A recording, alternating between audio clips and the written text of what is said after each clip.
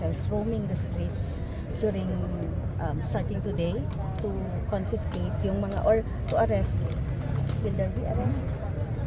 If it warrants, then we will make the rest. But most of the mga firecracker kasi seizure at saka penalty lang po ang kasi sinusunod po natin yung ordinance ng City of Baguio.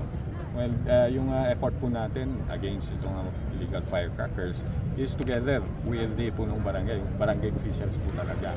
Ano? Isang initiative din po natin is sinulatan din po natin yung mga traditional na nagsa-celebrate ng New Year with a bang, ano, yung talagang they cannot do away with firecracker because siguro pamahiin is na. Pero we have already written them letters warning them about the regarding the ordinance banning the use of firecrackers. So your message to our residents in the city?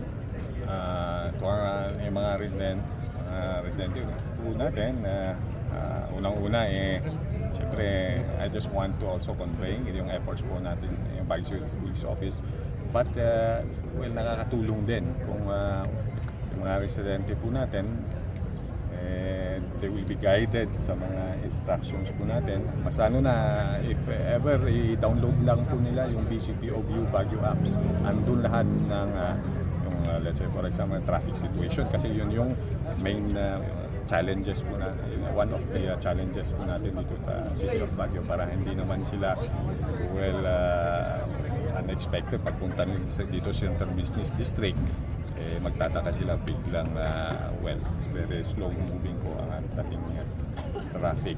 Kaya kung sakali at sa mga bisita din ano, sa mga bisita, more on bisita na concern din po natin dito yung sinasabi nga na ating city mayor, basura disposed din properly, ano. Kung sa traffic naman, advice po natin is mas maganda kung mag-commute na lang sila, no? Take the public transport, or this is a walkable city, they might as well ano, maglakad, ano? Enjoy the weather kaysa naman maipit po sa traffic. At saka yung accommodation pa pala, diba? So pag mag-book po ng mga accommodation, pumunta po sa legitimate site. If I'm going to recommend yung Baguio Bisita. Baguio Bisita, andun yung mga accredited na mga accommodation para hindi po yan ma-scam. At saka yung mga may sasakyan, syempre kung pupunta kayo dito sa Baguio, make sure na mayroon kayong sarili, parkingan talaga, authorized parking. It is because yan yung danger kapag pinark nyo sa isang lugar na madilim, baka mabibiktima po kayo ng basag kotse. Sir, one more. Sir, may bilin ba tayo, sir, particularly the gun owners and also the mga ating na pulis ating kasundaluhan on the use of fire, mga baril, sir? Yes. This is not only sa mga sundalo or mga civilian gun holders, ano. So we are warning them sa indiscriminate firing, ano.